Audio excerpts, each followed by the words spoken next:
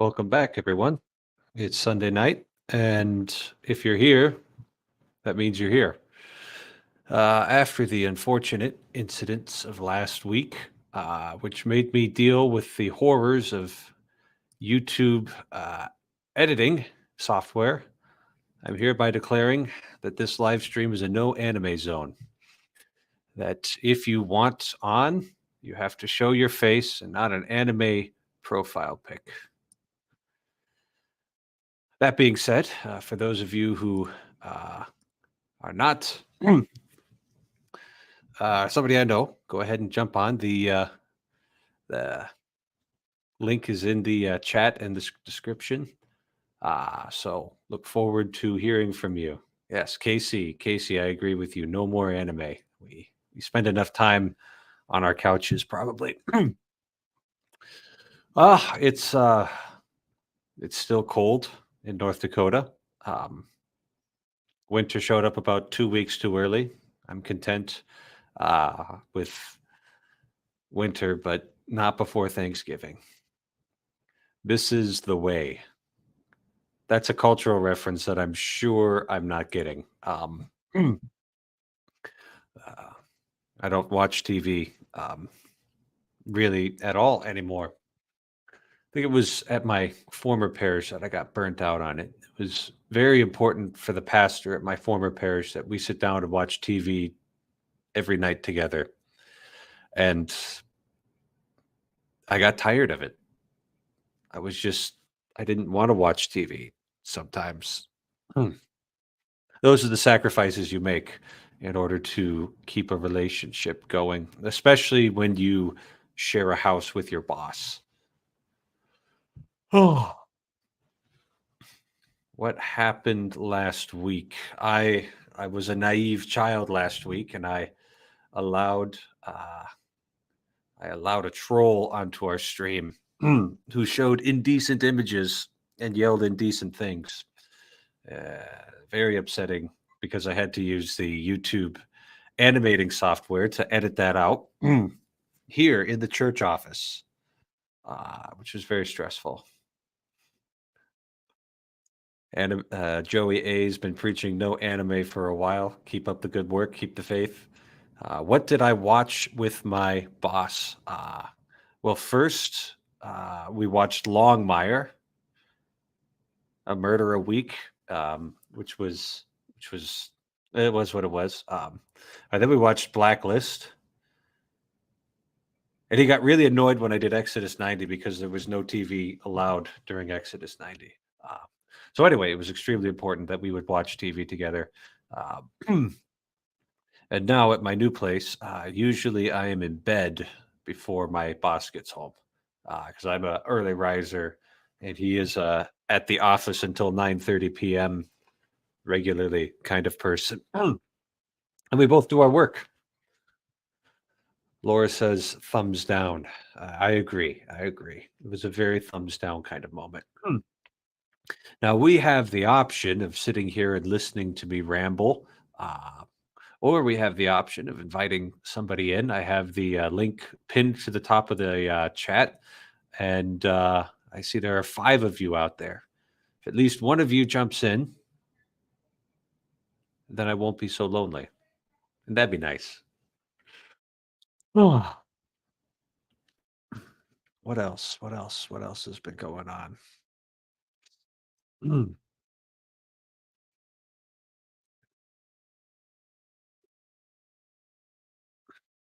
There's something I was going to talk about. And if nobody jumps on, I'm just going to start reciting poetry. So you have the option of preventing that.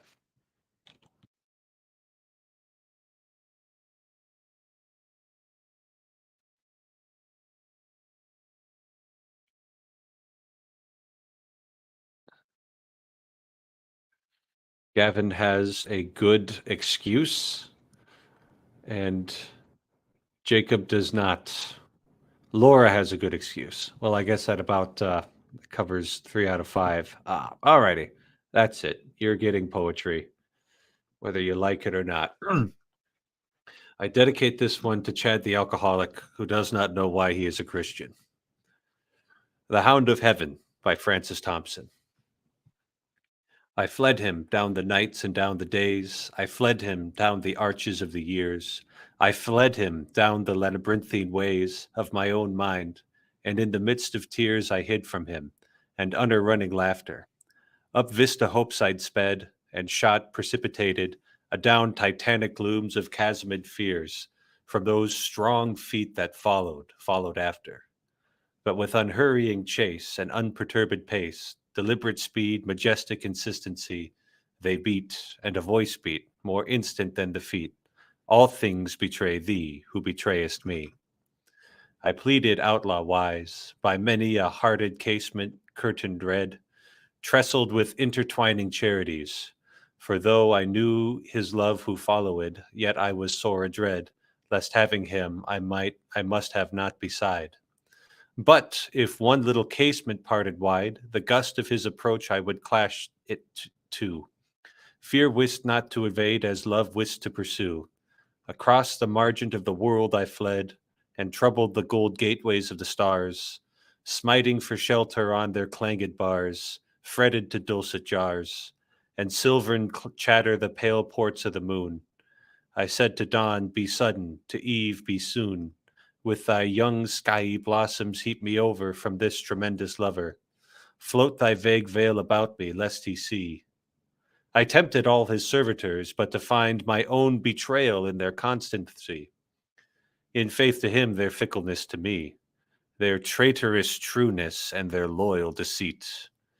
To all swift things for swiftness I did sue, clung to the whistling mane of every wind, but whether they swept smoothly fleet the long savannas of the blue, or whether thunder driven they clanged his chariot thwart to heaven, plashy with flying lightnings round the spurn of their feet. Fear wits not to evade as love wits to pursue. Still, with unhurrying chase and unperturbed pace, deliberate speed, majestic consistency, came on the following feet, and a voice above their beat, naught shelters thee who wilt not shelter me. I sought no more after which I strayed, in face of man or maid, but still within the little children's eyes seems something that replies. They are at least for me, surely for me. I turned to them very wistfully, but just as their young eyes grew sudden fair with dawning answers there, their angel plucked them from me by the hair. Come then, ye other children, nature's share with me, said I, your delicate fellowship. Let me greet you lip to lip. Let me twine with you caresses wantoning, with our Lady Mother's vagrant tresses banqueting, with her in her wind-walled palace, underneath her azure dais, quaffing as your taintless sway is from a chalice, lucid weeping out of the dayspring. So it was done.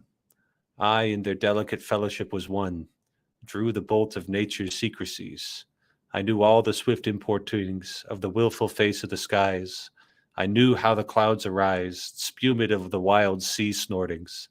All that's born or dies, rose and drooped with, made them shapers. Mine of own moods or wailful or divine. With them joyed and was bereaven.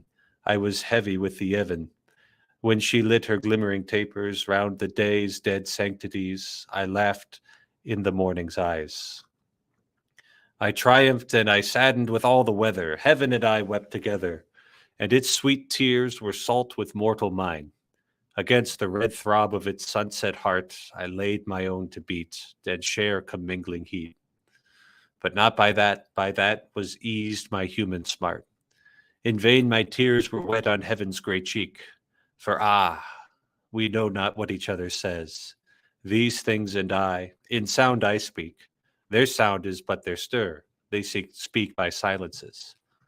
Nature, poor stepdame, cannot slake my drouth. Let her, if she would owe me, drop yon blue bosom veil of sky and show me the breasts of her tenderness. Never did any milk of hers once bless my thirsting mouth. Nigh and nigh draws the chase, with unperturbed pace, deliberate speed, majestic consistency, and past those noised feet a voice comes yet more fleet. Lo, not contents thee, who contentest not me. Naked I wait thy love's uplifted stroke. My harness, piece by piece, thou hast hewn from me. and smitten me to my knee. I am defenseless utterly. I slept, methinks, and woke, and slowly gazing, find me stripped in sleep. In the rash, lusty head of my young powers, I shook the pillaring hours, and pulled my life upon me, grimed with smears. I stand amid the dust of the mounded years. My mangled youth lies dead beneath the heap. My days have cracked and gone up in smoke, have puffed and burst as sun starts on a stream. Yea, faileth now even dream the dreamer and lute the lutanist. Even the linked fantasies in whose blossomy twist I swung the earth a trinket at my wrist are yielding, cords of all too weak account, for earth with heavy griefs so overplussed. Ah, thy love indeed is a weed, albeit an Aramathine weed, suffering no flowers except its own to mount. Ah, designer infinite, ah, must thou char the wood ere thou canst lime with it. My freshness spent its wavering shower in the dust, and now my heart is as a broken fount, wherein tear drippings stagnate, spilt down ever from the dank thoughts that shiver upon the sighful branches of my mind. Such is what is to be. The pulp so bitter, how shall taste the rind? I dimly guessed what time in midst confounds, yet ever and anon a trumpet sounds from the hid battlements of eternity. Those shaken mists a space unsettle then, round the half-glimpsed turrets slowly wash again, but not ere him who summoneth I first have seen and wound. With glooming robes purpureal cypress crowned, his name I know, and what his trumpet saith. Whether man's heart or life it be which yields the harvest, must thy harvest fields be dunged with rotten death? Now of that long pursuit comes on hand the brute, that voice is round me like a bursting sea. And is thy earth so marred, shattered in shard on shard? Lo, all things fly thee, for thou fliest me. Strange, piteous, futile thing. Wherefore should any set thee love apart? Seeing none but I makes much of naught, he said. And human love needs human meriting. How hast thou merited? Of all man's clotted clay the dingiest clot. Alack, thou knowest not how little worthy of any love thou art. Whom wilt thou find to love ignoble thee, save me, save only me? All which I took from thee I did but take not for thy harms, but just that thou mightst seek it in my arms. All which thy child's mistake fancies as lost, I have stored for thee at home. Rise, clasp my hand, and come. Halts by me that footfall. Is my gloom, after all, shade of his hand, outstretched caressingly? Ah, fondest, blindest, weakest, I am he whom thou seekest. Thou dravest love from me, who dravest me.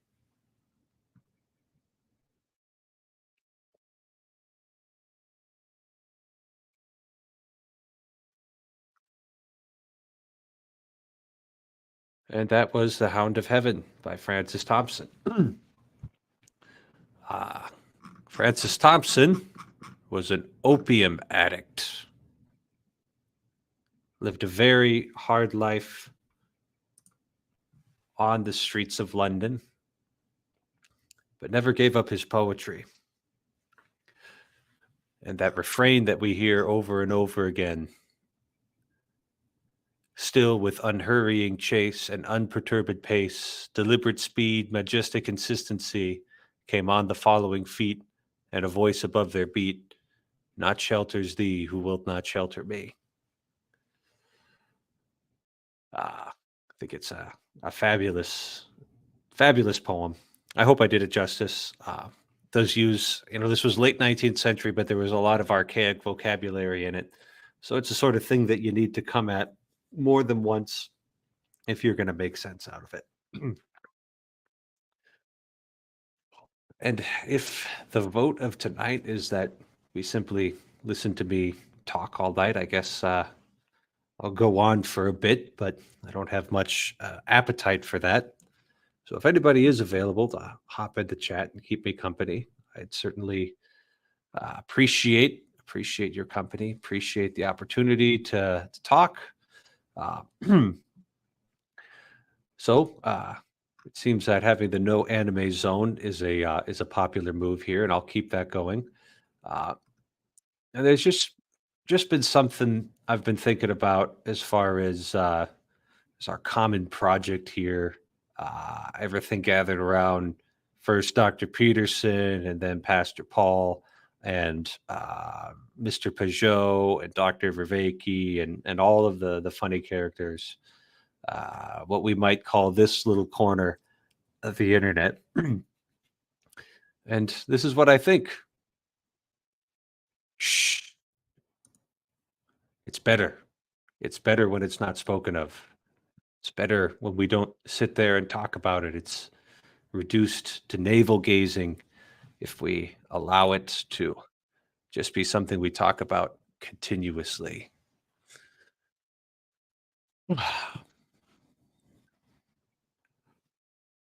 Now, if you leave me ranting long enough, eventually I'm going to come back to a few common points.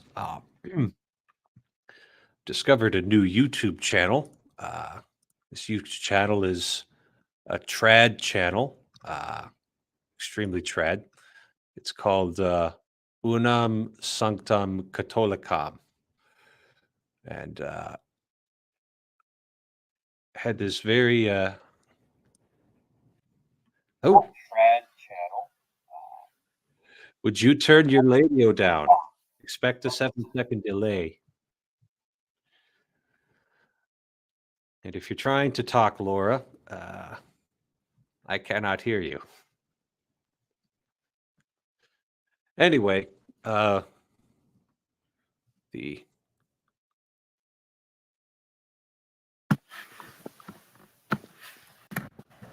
are you there?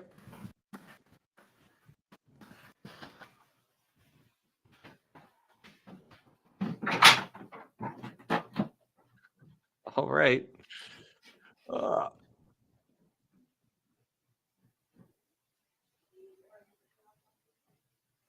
And I really appreciated this video here. Fan blaming and traddy shaming. Talks about a odious habit in Hollywood these days to blame blame the fans for not liking bad movies and accuse them of being racist or sexist or whatever. When really, in fact, the reason they wouldn't like something is simply because it wasn't actually good. And then comparing that to how fans of the traditional Latin Mass are treated. So it's a small YouTube channel, under 2,000 subscribers, but I thought that video in particular made some good points. You go ahead and check it out. I saw an article about a new bishop heading the Conference of Bishops. Thoughts? I have a few thoughts. He's the Archbishop Bergoglio. He's the head of the Archdiocese of the Military Services.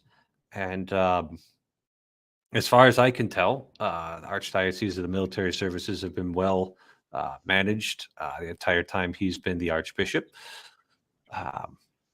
I was also very glad that he pushed so strongly against the military brass in order to allow religious exemptions to the COVID vaccinations.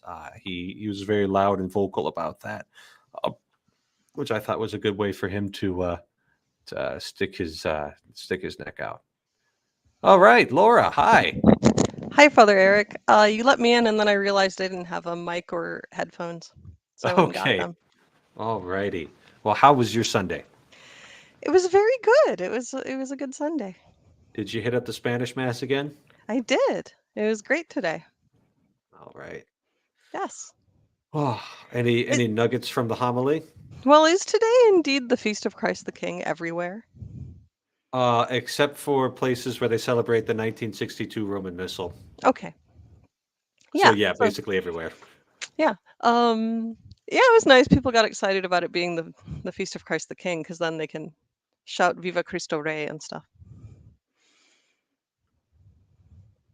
Oh, is that a big thing? Yeah. All right. Common man Homestead 2016. Hello, Common Man. Hmm. Hello, sir. I used my YouTube tag because I wasn't too comfortable with using my actual name right yet. Well, that's First fine. time I've done a live stream. Sure, sure. Well, glad to Uh, have you here. I can give you my first name. My first name's Billy. How you doing? Are you Wild Bill Hickok? No, man. Because we have a Wild Bill Hickok on the Discord now. That's not you though, huh? No, I Okay. unfortunately I don't have time for Discord. I haven't quite Okay. figured out. Time is hard to balance. Yeah, for sure, for sure.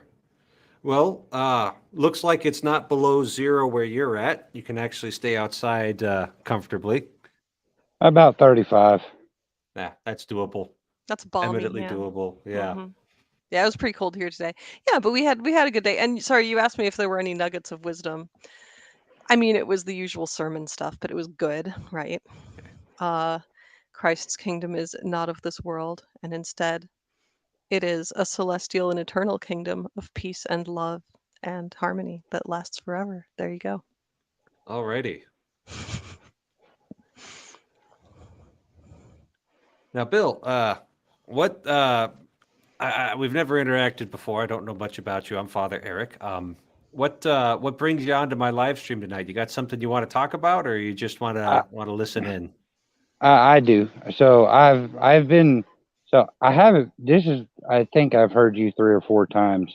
But the whole group, right? I've been listening to a lot of y'all for quite a few years. Started with PBK and went on. But one of the things that I've been struggling with is trying to figure out how to live life on a mission. And someone who every day's life is church is life on a mission, let's say. Mhm. And I just got back from Florida. I was in Florida for 8 days doing some relief work down there in Cape Coral. And this just phrase life on a mission has been circulating through my brain. And some of the live streams I've been listening to, people have been talking about something similar, schools that teach through the trades, and I'm a tradesman, that teach trades and faith at the same time. And so I've just really been trying to, I don't know, I not a whole lot of people to talk to about trying to figure out how to live in the world but not be of it, but continue to be on mission. And so I mean, like,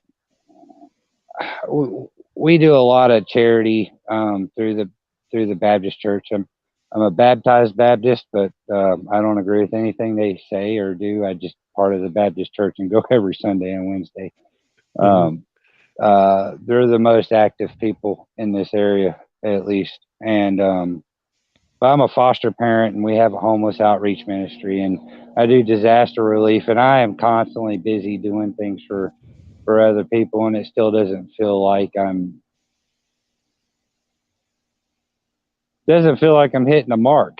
And so I just kind of wanted to step into and if y'all had time or wanted to talk about something like that. Yeah, interesting. That is So- interesting.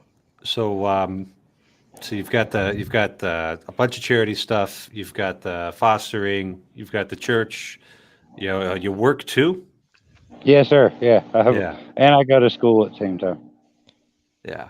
So you got a lot going on. Yeah, you're probably always running around doing something. You're not just spending a whole lot of time on Discord or those sorts of things.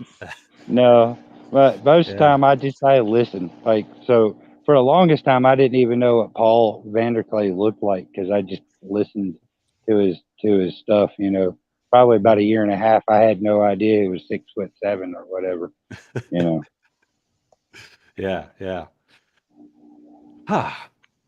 Well, yeah, it's really interesting to me that you would have all of this activity, you would have all of this motion in your life, and you wouldn't feel like you were on mission. Like the different parts of your life aren't lining up together. No, each aspect feels separate, right? Each aspect feels separate. Like it's not all. And it easiest way for me to describe it is, I got a whole bunch of Legos just sitting in my lap, right? And instead of building anything or it seeming like it's going anywhere, they're just not connected in individual pieces. Mm-hmm. Yeah. I'm sorry you have to go through that because, I mean, if you were just sitting on your couch eating potato chips, that'd be one thing. But if you're running your tail off and that's what's going on, that's rough. So yeah, I'm sorry to hear that. I guess I'll just ask you a few questions, and they won't be that terribly personal. But are you able to spend any time in your days praying? That's generally on the drive to work, on the way home. Mhm. That's generally the times we get. At supper time, you know, uh, yeah, that's about it. Mhm. There's I I get to crack the Bible in church because we have a slow time, but most of the time I'm listening to the Bible on CD or somebody's commentary on it. Mhm. Um, most of my interaction with the world other than working is just listening to other people talk or read, right? Mhm. Other than my immediate family. Mhm. Yeah. So I'll tell you what I'm thinking, and you tell me if this makes any sense. We're supposed to have this relationship with our Lord, um, and place that first. Uh, and from that relationship that we have with Jesus, that we contribute to, that we invest in, that we give our time and attention to, um, from that should flow our identity as a son of God, as who the Lord has made me to be. And from that identity is supposed to flow your mission, what you're called to do in the world. So this was something that we were taught in the seminary is just simple RIM, relationship, identity, mission. And you have to keep those things in that order. Because uh, if you don't have that relationship and you set out immediately on some kind of a mission, then you aren't being sent anymore. You might just be going out on your own, right? Instead of having received that mission first. Um, so I think if you're experiencing this fragmentation in your life, this disconnection, and your whole life isn't being caught up in what you're doing, that might be a call to go back to the basics with our Lord, to to consecrate a little more time to prayer, and to ask Him, you know, what is it you're really asking of me? What is it that you want me to do? Because I'm doing a lot, and none of it's bad, but maybe it's not what you're asking me. I don't know. Does any of that land? It does. It does. Um, Before I went to Florida, I had kind of stepped back a little bit, and I sat in my dining room table, exhausted, and I'm listening to the stuff that happened in for Hurricane Ian, and the push to go just smacked me in the face. Right, like it was the I didn't want to go. I had too much stuff to do. I had too many things to, let alone organize a mission to where, where one other person went with me and we raised a bunch of funds and material and all that stuff. I didn't have time to do that. I didn't want to do it. And he dragged me kicking and screaming the whole way, but we went and it was it's very good for me. Um,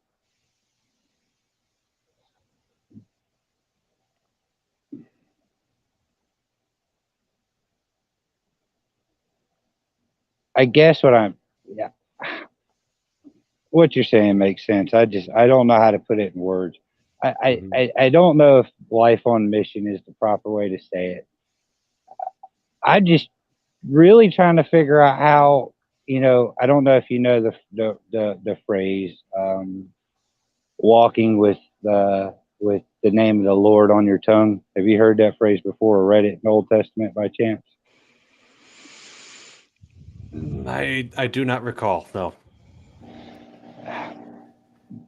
So, I wish I could remember where it's at, but I've come across this a few times where it's acting with the name of Y'all, yeah, or Y'all Most High on the tip of your tongue. And the way I imagine that when I hear it is like a piece of ice on your mouth, right? Your mouth's closed, or on your tongue. Your mouth's closed. You can't take it out, and everything you can think about is that cold tip of ice. Cold ice on the tip of your tongue. And I'm trying to figure out how to live my life that way, where the Lord Jesus is right there present all day long. Mm-hmm. I guess that's what I'm getting at without, I don't know. Yeah. Yeah. That makes sense. That makes sense. And I think that's actually a really good thing to be striving after. That, St. Paul says, pray without ceasing. And it's like, well, how is that possible? Well, obviously it's possible somehow. You just have to figure it out. Yeah, Laura, you got any thoughts on this? Well, you're going right away to needing to have a good prayer life to build a relationship with the Lord was also the first thing I thought about. And then what does it mean to have a good prayer life, right? It doesn't necessarily mean that you talk a lot. I don't know what you're doing when you pray. Do you talk a lot? Yeah. I do talk a lot, and the one thing that I got saved in 2016, and one thing that I've prayed every day since I got saved was to please break this heart of stone and turn it to a heart of flesh. It's a reference to Pharaoh and the Moses story, Yeah. but most of my prayer is giving thanks for the day and for the people in my life and for showing me the way to go. And give me an opportunity to breathe and for the people around me.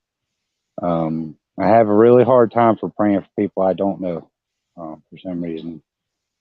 Yeah. Well, and we get a prayer list, and every Sunday, and I have such a hard time praying people I've never met. that sounds really good. Maybe you need more periods of silence, though.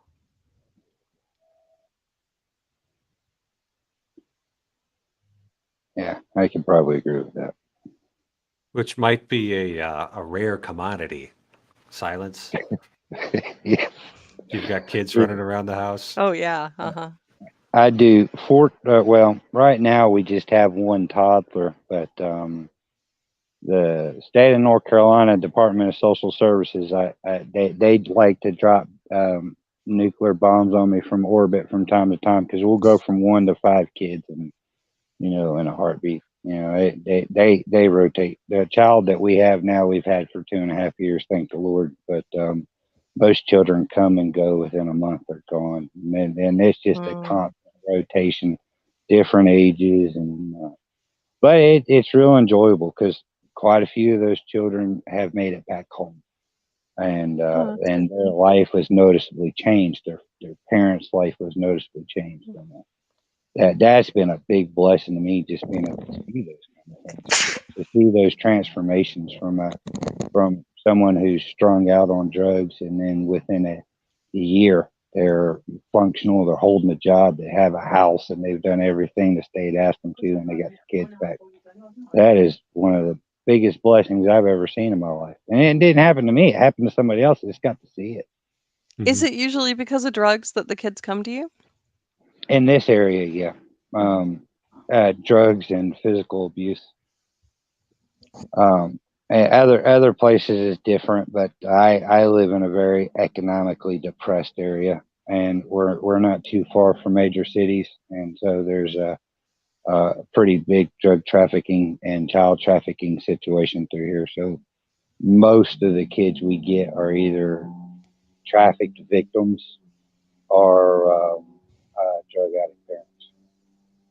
Hmm. And the trafficked victims are that's a hard situation. It's hard to know how those children will respond to different things.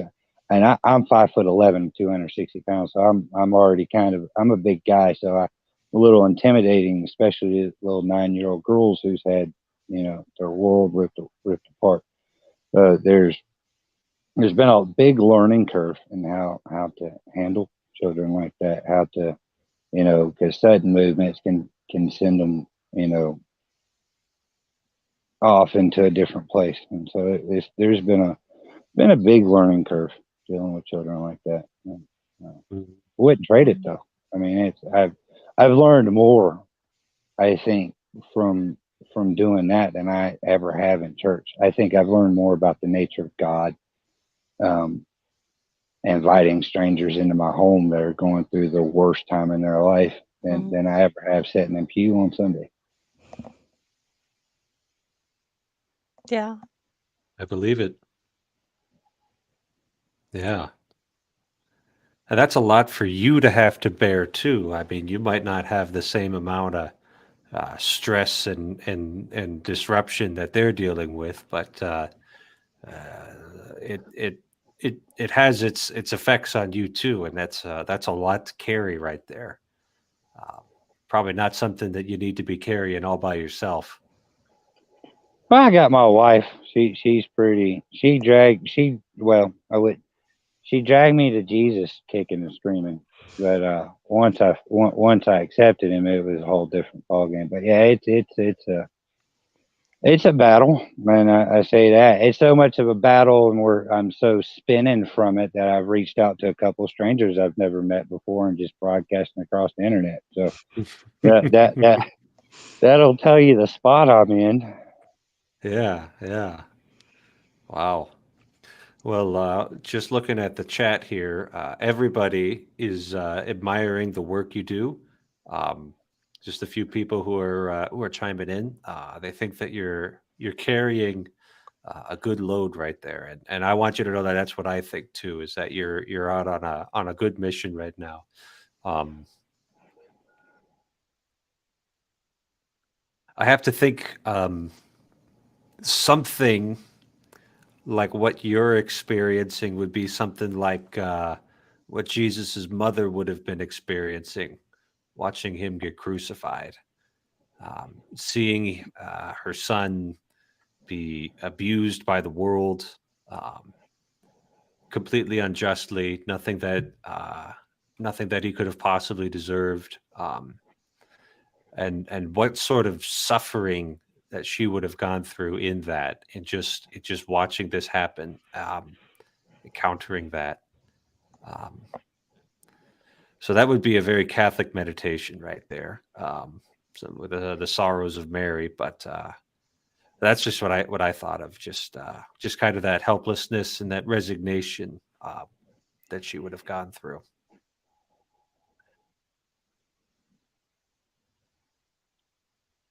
That's actually a very good point. Not something I've thought about before.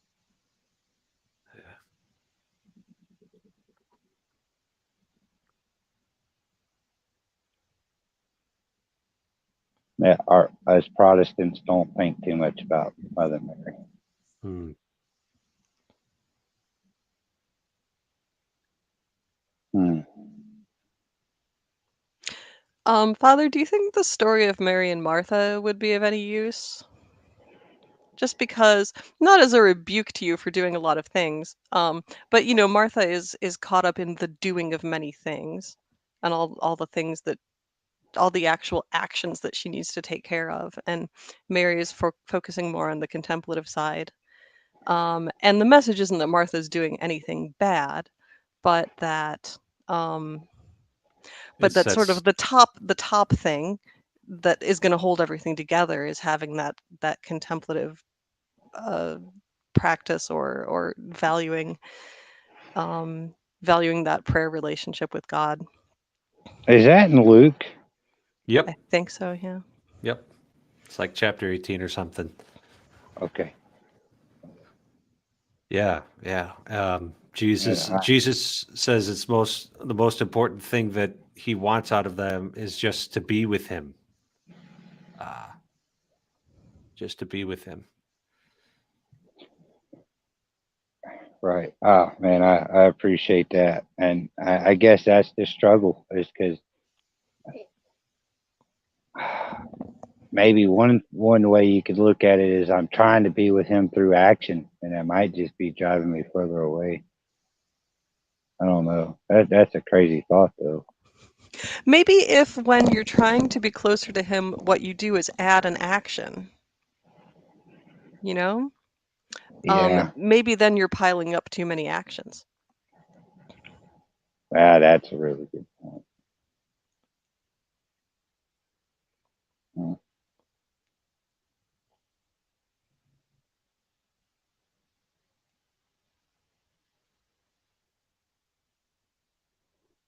Well, I didn't mean to take over your live stream. Thank you so much for talking to me. No, You're more absolutely. interesting than me. No, it's fine. You can Absolutely. talk I'm about whatever you want. so glad you hopped on here. I'm just you're a good guy. You're a good guy. God's going to do good things for you. And I'm happy that I was in a position to try and do a little bit to help you out in your mission there. So thanks for hopping Thank you, on. sir. One thing I'll say right before I go, when you said the Lord would do good things for me, I kind of cringed at that a little bit because my brain instantly went to, I hope He does things through me, not for me, and that might be the problem. But thank you, Father Eric. I appreciate it. I'm going to step off here, but I am going to continue to listen. Thank you so much for talking to me. God bless you, Both Bill. of y'all. Nice to God meet bless you. y'all. Nice to meet you. Wow, that was really good. That was really good. I Yeah, am I'm glad glad he he hopped jumped on. on. Yeah. Yeah. Oh, all right. Jacob is asking, what is the story of Mary and Martha? And I am trying to find it in the Bible. Luke 10. Luke 10. All right, but we're going to get away from the New International Version and we're going to pull it on to the Dewey Reams 1899 edition. Whoa. Now it came to pass as they went that he entered into a certain town, and a certain woman named Martha received him into her home. And she had a sister called Mary, who was also sitting at the Lord's feet, heard his word. But Martha was busy about much serving, who stood and said, Lord, hast thou no care that my sister hath left me alone to serve? Speak to her, therefore, that she may help me. And the Lord answering said to her, Martha, Martha, thou art careful, and art troubled about many things. But one thing is necessary. Mary hath chosen the best part, which shall not be taken away from her. So there you have it, Jacob. Story of Martha and Mary, sisters. Oh, and Andrew's muted himself. It's very rude. Yes, hello. How you doing, Andrew? I'm doing well. It's been quite a day, but Did you yeah, I have was just like waiting four for different? one. What's that? Did you have like 4 different masses that you had to sing at? Yes, I actually did 3. The choir director I usually sang with told me, "Don't come to the 7:30. Sleep in. Stop doing 5 masses every Sunday." So Oh my goodness. I came a little Yes. later. Okay, good. So you got a little extra sleep. Yeah. But yeah, I did do 2 masses with him at the church we sing at, and then we did the extraordinary form of the mass Mhm. at another church, and it is the last one we will be doing there, I guess for a while. It was discontinued, unfortunately, and I was a lot more emotional about it there than I thought I would be. So, Mhm. but Yeah.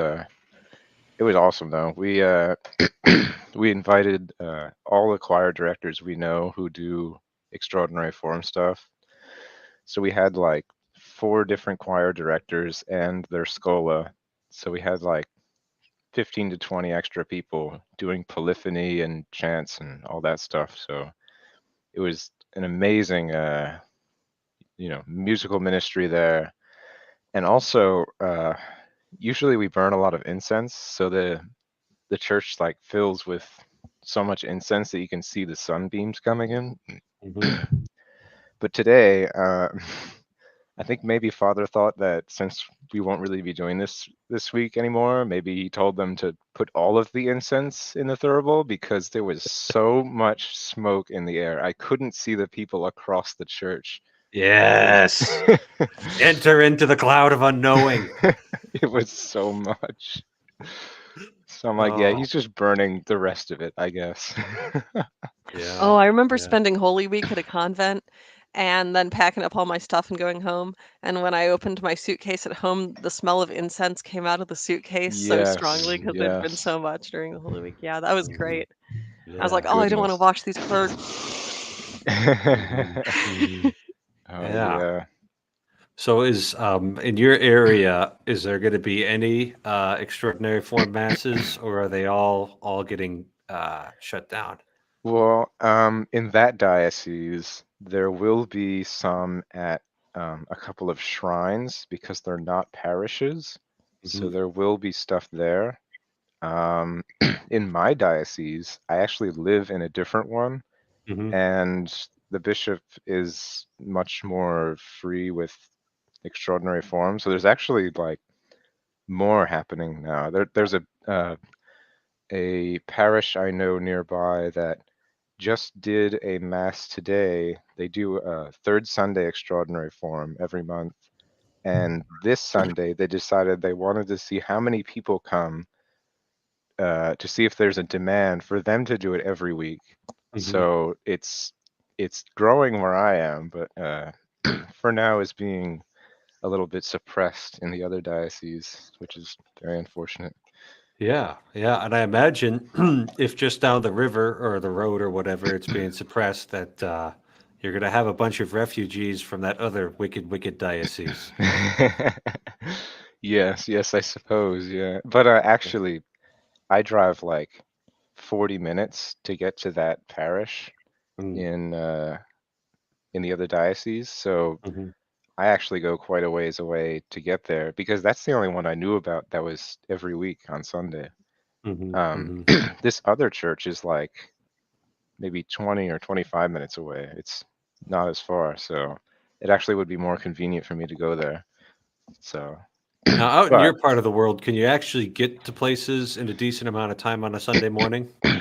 um, yes, actually, yes. I hear the traffic's horrible out there. On the East Coast, Yeah. I live like very close to New York City, and it's not that bad. Oh. But I think the reason for that is because I don't know if you've heard about this, but in New Jersey, everybody drives like 25 miles an hour over the speed limit. Like in New Jersey, it's different from everywhere else. The speed limit here is how slow you're allowed to go, not how fast you're allowed to go. So if you're going less than 50 miles an hour in a 50-mile-an-hour lane, you shouldn't be driving. So yeah, we get Pull over and let your cousin Vinny drive. yeah, exactly. Do people honk at you if you're going the speed limit? Um, I've had people honk at me for not starting immediately at a light. I don't know about going slow, but I usually don't go too slow, so I don't know. I'd have to ask someone that that does. I So don't see it very often either. you don't have the stereotypical New Jersey accent, Andrew. Uh, well, yeah, I guess. Aren't do you mean the Jersey Shore like I'm not like people on those the show? barbarians. Well, I guess like my actually one of my relatives by marriage is from New Jersey, and he has not necessarily like an over the top Jersey Shore accent, but it's recognizably Hmm. New Jersey. Like I he think- says water. Oh Water. yeah, yeah, Water. Hmm. yeah. I don't do that, and I don't really hear that around here. I think I heard that those people are actually from New York, so Okay. that might actually just be a New York accent, or maybe Jersey City as well, which I'm pretty sure is in New York. Actually, I should look that up because that's pretty weird if that's true. No, it's in New Jersey. Never mind. It might be a Jersey City thing. Yeah, Could be. I think that's it. No, I live like maybe a few tens of miles south from there, which means everything's completely different. Oh, okay. Which amazes me. Amazes me how Well, compressed that part of the world is, right? I And know, yeah. It's Yeah. just, it's like, do you know how far you have to drive here to get out of just plains? And Mhm. like the same little town over and over Mhm. again with the two bars, the shrinking school, two Lutheran churches, and a Catholic church. hmm Yeah. That goes on for exactly. hundreds of miles there. That same pattern over and over again. Yeah, and the Oh. upper Midwestern accent is also spread over a very large geographical area. Yeah, yeah. No, here, in a 50-mile radius, there's like 100 Catholic churches, so it didn't really hit me how densely concentrated everything is around here until like this year. Uh, I it sort of occurred to me that New York City is just so close. There's just so much going on here. So I think it's actually a lot like Europe. Like everybody in Europe talks about how they only drive like 10 minutes to get to the next country. And in America, we drive for like 10 hours in Texas to get to the next city. So, but I guess Yeah. here it's more like Europe in that sense. Yeah, Holy Land's like that too. I remember, it's like you can get to everywhere in the Holy Land in a bus, and Mm. you're in the northern part of Israel, and it's Galilee, and everything's kind of green and kind of nice, and there's trees and agriculture, and Mhm. then you go down near Jerusalem and Judah, and everything's desert, and it's like we were just that. Like, how long does it take you to get there? It's like a half-hour drive. I don't know, maybe an hour, maybe an hour. I don't know. Israel is 10 miles wide at its thinnest. Yeah, it's the whole country fits over a postage stamp, and we put like all of the sacred history of the world into that. It's just amazing. Well, for convenience. I guess, but Jesus had to be able to walk it, Yeah. right? Yeah. He had to be able to just kind of hoof it. But there's Right. lakes This in stuff couldn't have Minnesota happened in bigger like than the North Sea Dakota. of Galilee. Yeah. I'm pretty sure Mille Lacs Hmm. Lake in Minnesota is bigger than the Sea of Galilee. I It's would just not know. that big. Yeah.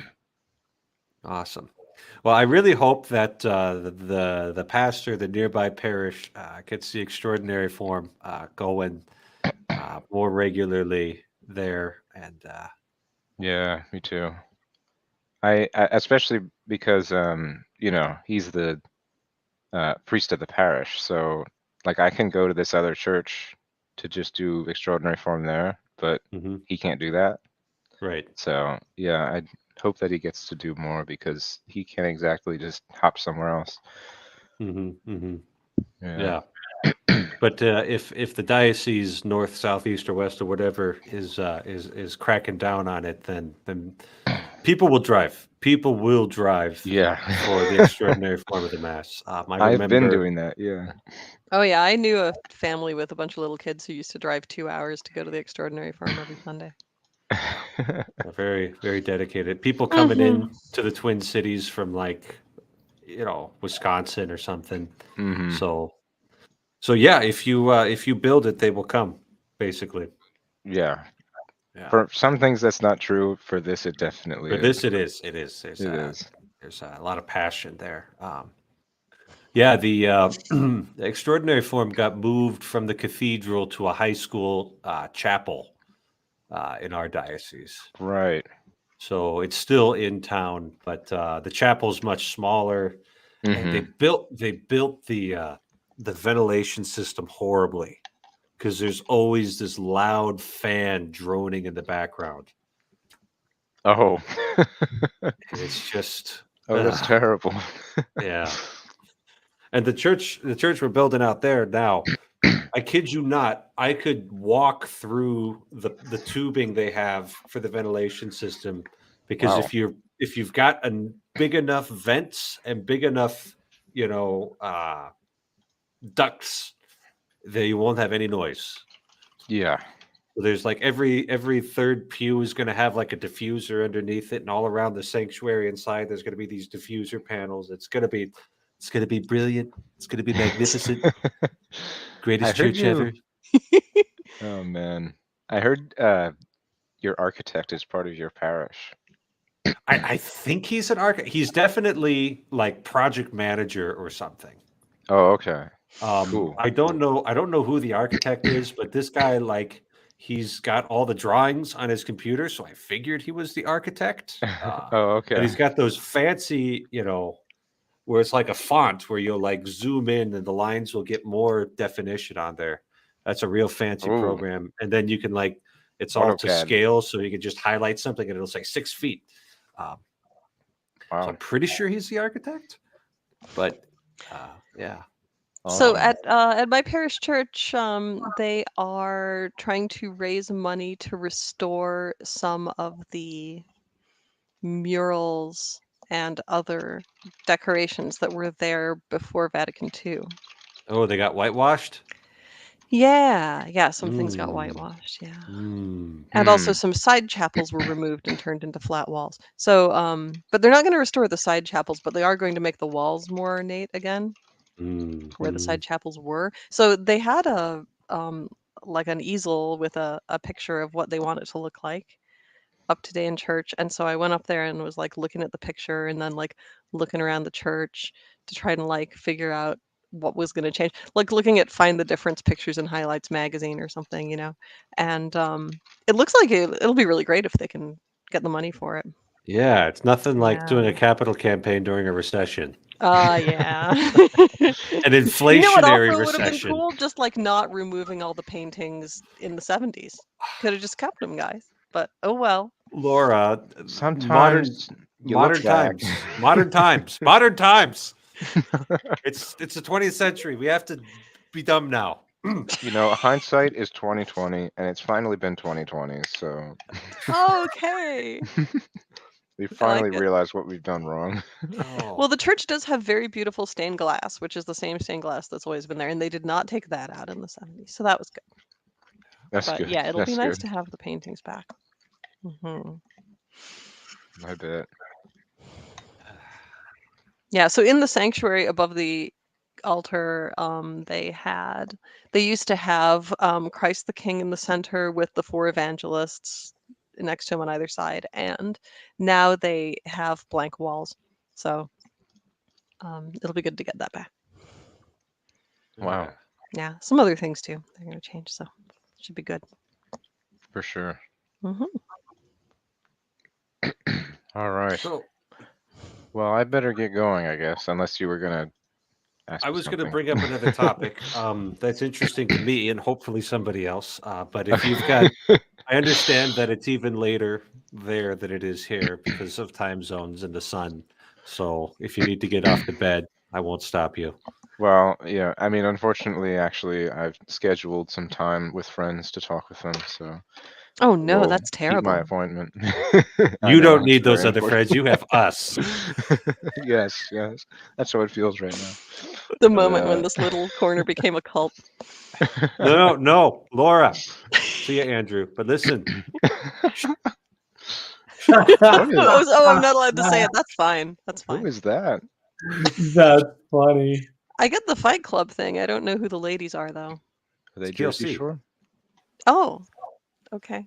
That's good. That's good. Where did you get that? That's I fantastic. made Oh, it. man. I made it because I'm No. tired. I'm tired of all of this. You Yeah, are my no, freaking same. hero, sir. You are my hero. That is Yeah. Tired of brilliant. all of this. Tired of I it. love it. So this is a rule. You Okay, don't that's talk fine. about it. You don't Mhm. talk about it. Oh, Andrew, get I out can of here. abide by that. oh, okay. Mhm. See you guys later. Bye, Andrew. Yeah.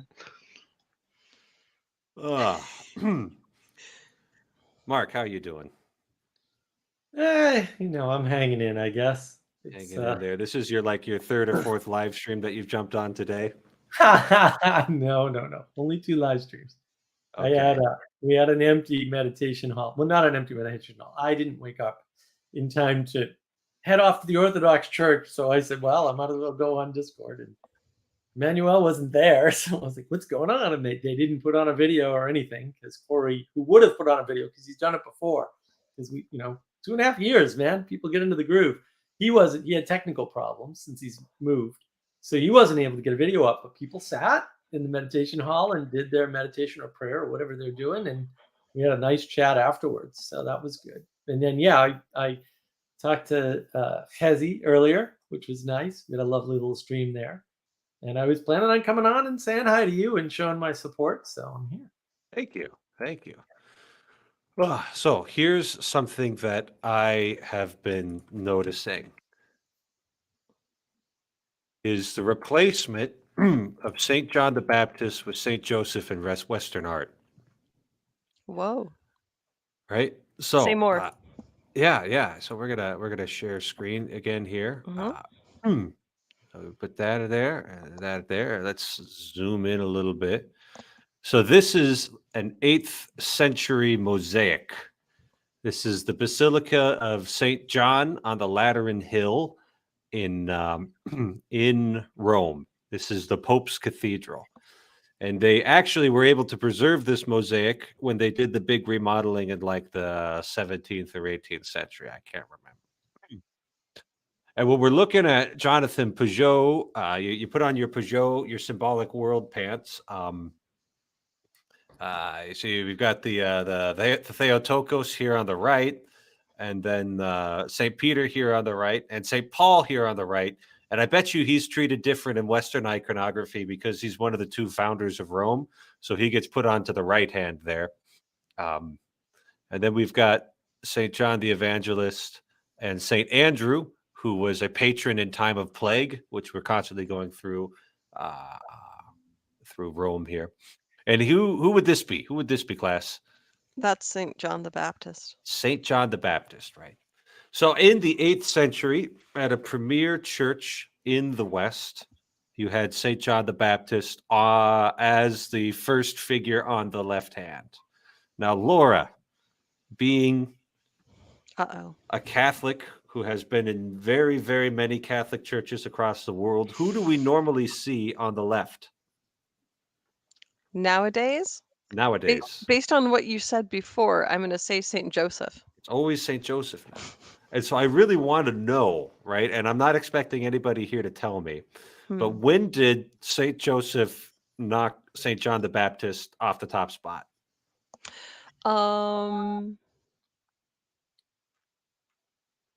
It's just an open question. Well, no, I think what happened here, Father Eric, is because you don't pay attention to popular culture, you missed the pay-per-view special cage match where the 2 of them had it out. And with cage matches, it's like 2 saints enter, but only 1 leaves. And there was some kind of cage match. There was a cage match for the heart and soul of the West, and the guy with the hammer won. Cage match for Christendom, right? So the symbolism of the left, the symbolism of the left hand, it's stern, it's justice, it's holding things up to a standard, and a carpenter fits pretty well in that mold, right? Somebody who's cutting straight lines, who's making chairs that are sturdy and stable. He fits pretty well into that mold, but he took the spot. I mean, this right here, this was the Pope's Cathedral right there. And yeah, this is a premier church. Anyway. Yeah, that's interesting. I do get the impression that devotion to St. Joseph has grown over the centuries, right? That it's It's a lot more popular now than it once was, I think. Hmm. But I But couldn't what's say the exactly difference? where the turning point was. What's the difference in representation for both of them? What do they represent? I mean, I've just got Peugeot's left hand here, Yeah. but there's this fatherly aspect that's definitely being amplified, especially in modern kind of devotional literature. That like this was the foster father of Christ, you know, and he's a model for us all. Well, and you know, St. Joseph has a reputation for really delivering on prayers Yeah. that St. John the Baptist doesn't seem to have. I never really hear people telling each other to pray to John the Baptist or Mhm. saying, I prayed to John the Baptist on your behalf or any of that stuff. Right? Do you Well, ever? and he's got the But outsider St. status Joseph all the too, right? time. Huh? But St. John the Baptist has the outsider status, right? Mm. Because he baptizes Jesus before baptism, right? There's that whole Mhm. baptism question, isn't that centered around St. John the Baptist, right? So there's that, is he in, is he out? He's before, but he's part, and Mhm. he's a judge. Who's he to judge Christ? Like, yeah, I mean, that's a rabbit hole right there. But I think it's more appropriate for him to be there, symbolically, if you think of it that way. Because It somebody seems had to judge, right? Yeah, Somebody it had to seems to me anoint. that he gets more love in the Eastern Orthodox Church than he does in our church. What do you think, Father? Well, he used to be mentioned quite frequently in the prayers of the Mass. And then we got rid of every reference to him in the Roman Mass. Every single reference to St. John the Baptist. He'd come up like 4 or 5 times during the old Roman liturgy. Most of the time, it was only the priest who was praying it. And he would just pray his standard litany to the Holy Mary, Mother of God, to St. Michael the Archangel, to St. John the Baptist, the Holy Apostles Peter and Paul, and all the saints. Oh, sure. It was in the Confiteor. He was in the Confiteor, but Yeah. and I wouldn't expect you to know this, Laura. There was a whole bunch of other little points where we're calling down the heavenly hosts, and it's always that list right there. Mm-hmm. And then at one time adding St. Andrew, Hmm. because he interceded for a plague in the 6th century, and so St. Gregory the Great added him into the Roman liturgy. Because when you're the Pope, you can do that. So yeah, That's very interesting. it's just curious. Just Yeah, well, curious. with St. Joseph, I get this feeling that like he's not flashy, and it kind of took a while for people to pay attention to him. But when they did, it really paid off. That's how it seems to me. But you look at when you look at the icon of the Nativity, right? Yeah, we'll put that up on screen here. You know, it's like Joseph's not allowed to Saint be in there. Joseph. Yeah. Saint Joseph is off to the side there. You Mhm. know, it's like, oh, don't get too close to this. You're Yeah. just a normie. You can't handle this. Meanwhile, Right. here is some Catholic devotions. And the Catholics are like, oh, look at how much they love each other. Yeah. But that's also an icon right there, you know, and I see this sculpture around all over the place, and people want it, Hmm. and that's not St. John the Baptist right there. Yeah. That's Are you Saint familiar Joseph. with the Memorare to St. Joseph? I've prayed it a couple of times. Yeah. My spiritual director prays that one, and so when I'm with him, I'll pray it with him. But it's not a Yeah. part of my my ordinary diet. I've just got it on a card here. I'm gonna run take a look at it. So anyway, I don't know. I remember we had this sculpture in my house growing up, and I really liked it. I really thought it was great.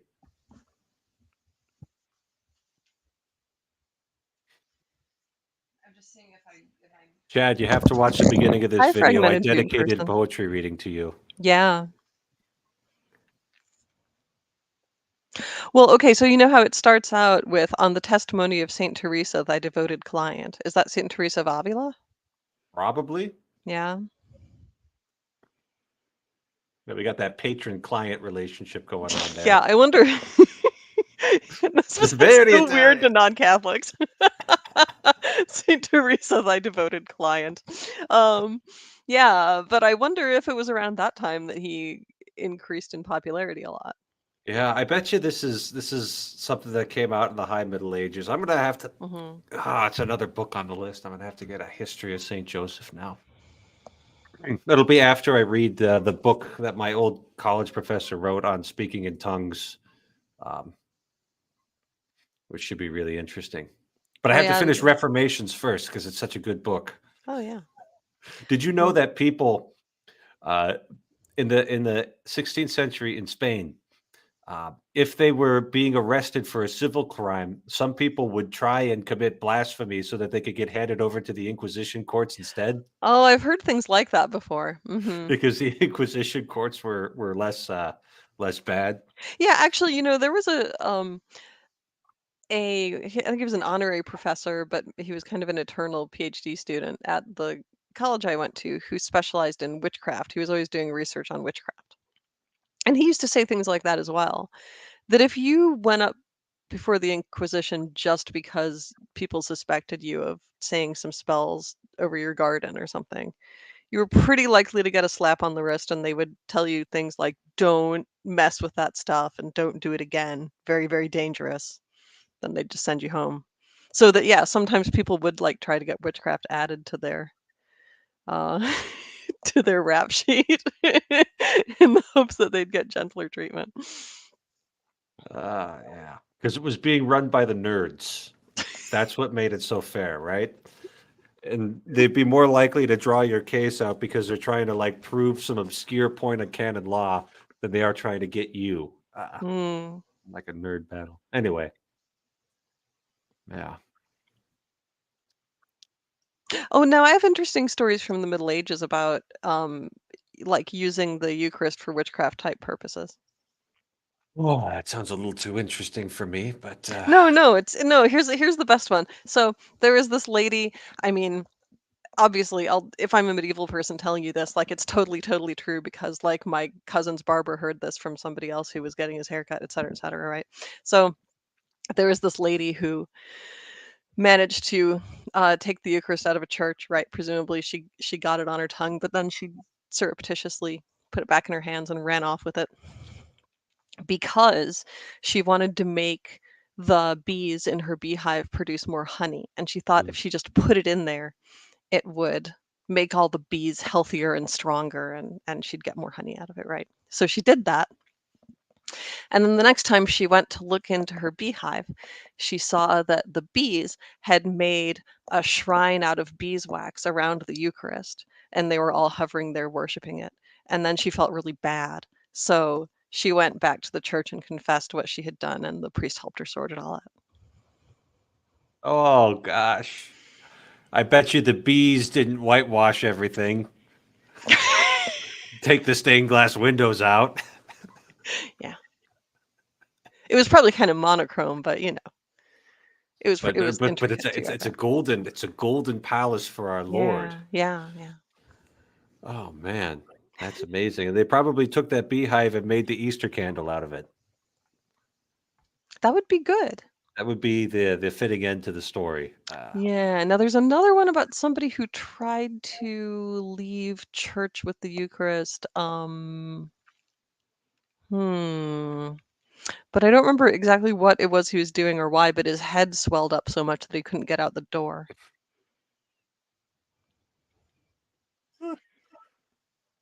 Well, I mean, symbolically, that's a great. It works perfectly. If you think that Yeah. you can be the master of this, and your head'll swell up, and you won't be able to move anymore. So That was the interesting thing when I was hanging out at this Orthodox church. As one of the guys there wrote a book, and it hasn't been published yet, but it's at the editor basically, and he was just going on and on and on about all these miracles, and that's like the Orthodox Church is very, oh yeah, miracles, sure, we get dozens of them. How many do you? it's Miracle Tuesday. Exactly. Free miracles for everyone. And we have a miracle raffle, right? It's really crazy. It's some of the stuff they talk about. What? And yeah, they just go on and on and on.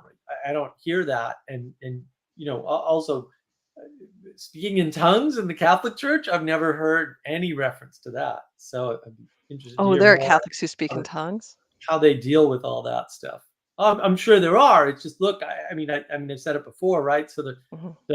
the French Catholic tradition, the Irish Catholic yeah. tradition aren't the same, right? That's true. And then there's right, just the crazy Italian Catholics. So they're all a Wonder little if- different. So I wonder if Catholic speaking in tongues is exclusively comes from areas where Catholics and Pentecostals are rubbing shoulders.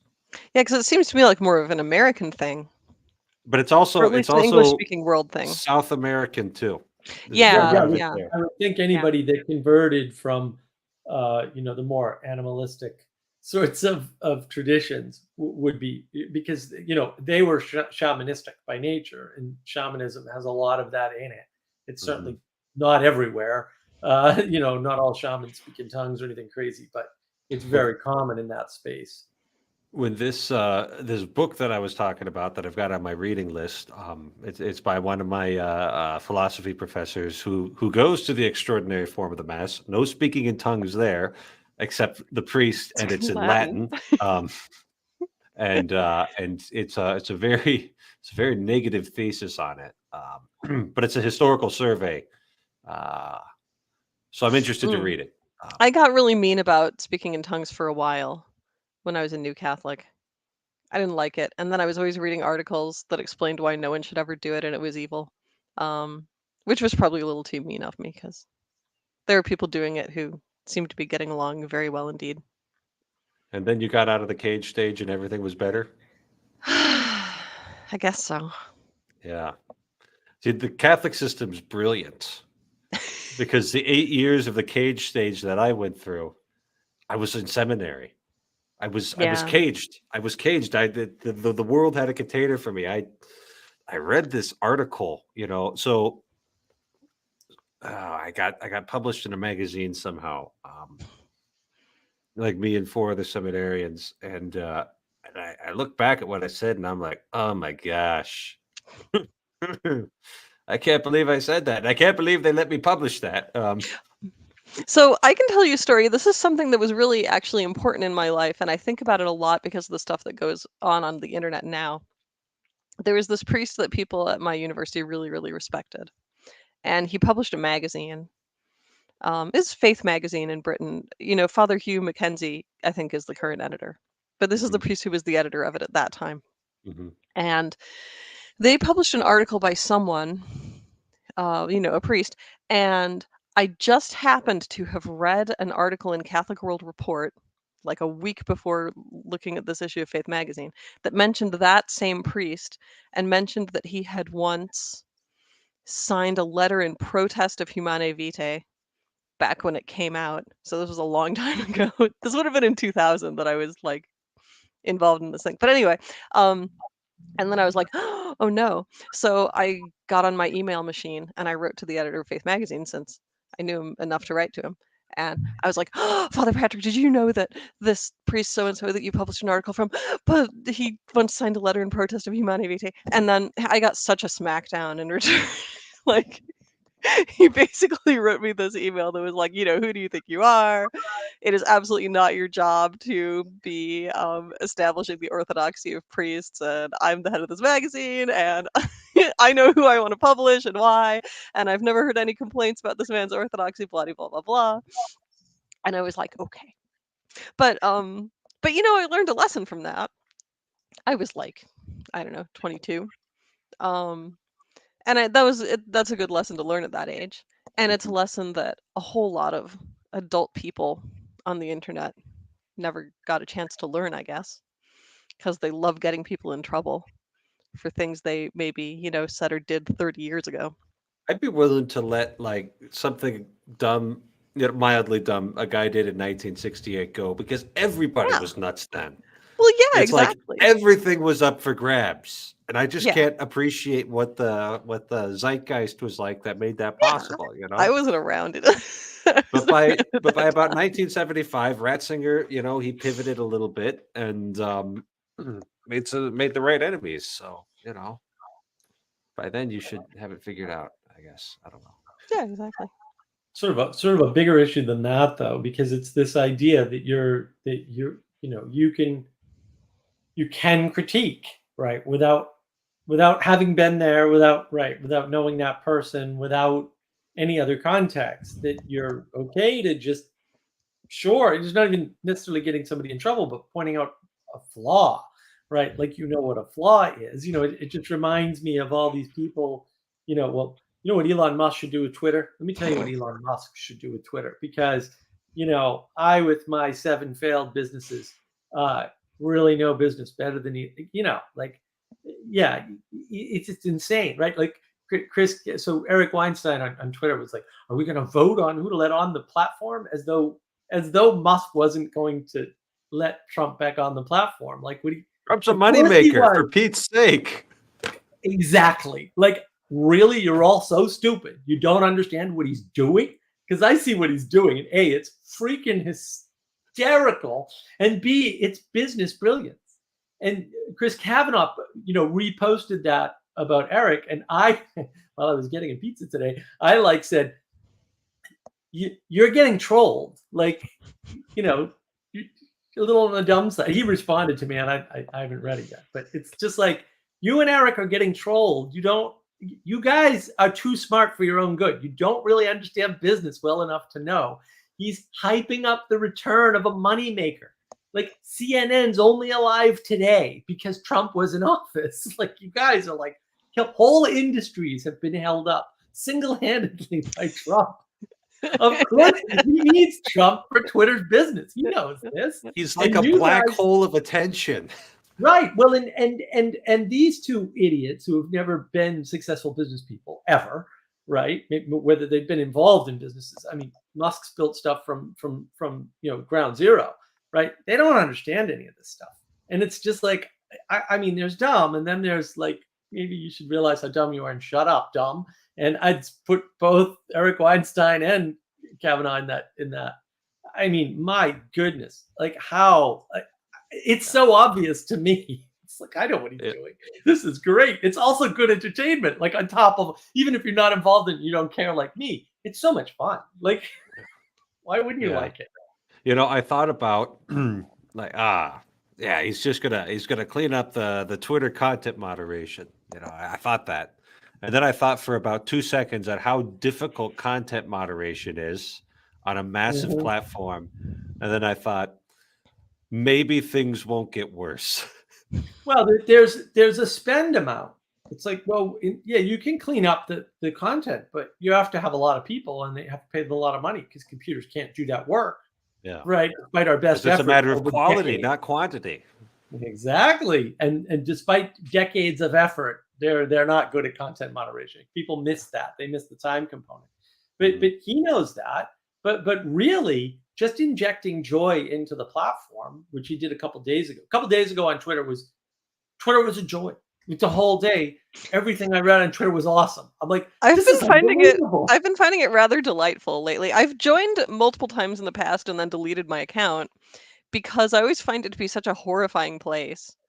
And it's been different this time around. It's been really fun. Yeah. So just by injecting that joy into that platform, now you don't need the content moderation so much.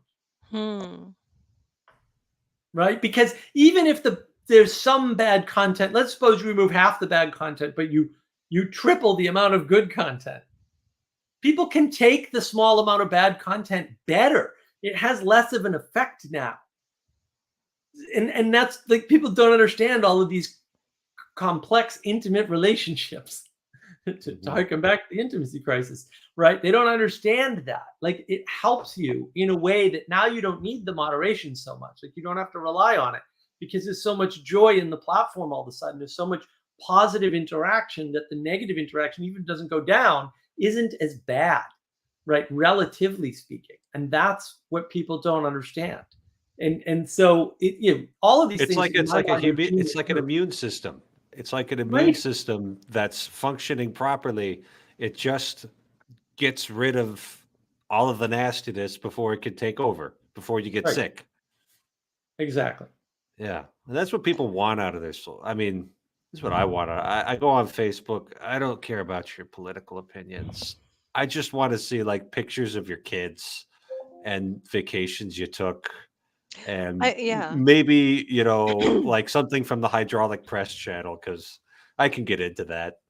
You ever seen I the was Hydraulic Press very channel? no. They just smash things with the hydraulic press. Oh, that It's sounds kind of amazing. cool, actually. Yeah. Although I do know somebody who lost a finger to a hydraulic axe. So Well, I haven't seen anybody lose a finger on these we're videos, so I'm probably still just reminding 100% of in favor. Yeah, you Once they need start it. putting that kind of negative content out, I'm going to be Oh out. no, But I'm sorry. Yeah. So, but yeah, Facebook, I was very enthusiastic about Facebook in the beginning just because I had a lot of friends from a lot of different places and it was amazing to be in touch with all of them at once and see funny little updates about their lives, right? Having them write just like, oh, something about a dream they had last night or whatever their kids are doing or like I loved being able to keep up with people in that way. And then it turned into a place where you had to like issue press releases about your opinions on the news of the day. And that totally ruined it. I feel no such compunction if I do not issue a press release. I I know, just but that kind of became the thing, right? So like whenever a big news event happened, and without it ever being announced that this was what had to happen, so everyone eventually or most people eventually fell into line that like, oh, a big news event happened, now I have to flash up my take on it. I had Or, like 3 or 4 different state that I'm sad that a bunch experiences. of people got killed. I just want everyone to know that I don't like it when lots of people get killed. Okay, If thanks for letting us know, right? But then there was like it was so much of that. And then like I felt like if you didn't want to do that, like because I tended not to do that then, I felt like I had to like sit out a day of Facebook after like if something really sad happened that everybody felt like they needed to comment on, then I would just like not post anything on Facebook for 24 or 48 hours. Oh, sorry. Yeah, because I think it's cringe that people feel like they have to announce that they don't approve of that they disapprove of lots of people being killed. Okay, fine. could communist parties be prescribed? I'm assuming that's what that string of letters is intending to communicate. If it's supposed to be something else, I don't want to know about it. Wait, and does he mean prescribed or proscribed? Oh yes. Sorry, we shouldn't tear into his grammar that Well, badly. is this Renee from German chat from the German channel in BOM? No, Renee's a French name. But there is a Renee in the German channel. Yes, communism is awful. Nobody should think it. And I hear Mark Lefebvre's got a video coming out on that, navigating patterns, why communism fails every time it's been implemented. It's on the index. Don't even think about it. Oh, it is on, yeah. Communist Curiosity is Manifesto no excuse. was almost certainly put on the index of forbidden books. Hmm. Proscribed. He's looking for proscribed. Yeah, my man. No commies allowed. You're going to get me going on the Chinese Communist Party, and I promised I was going to be good tonight.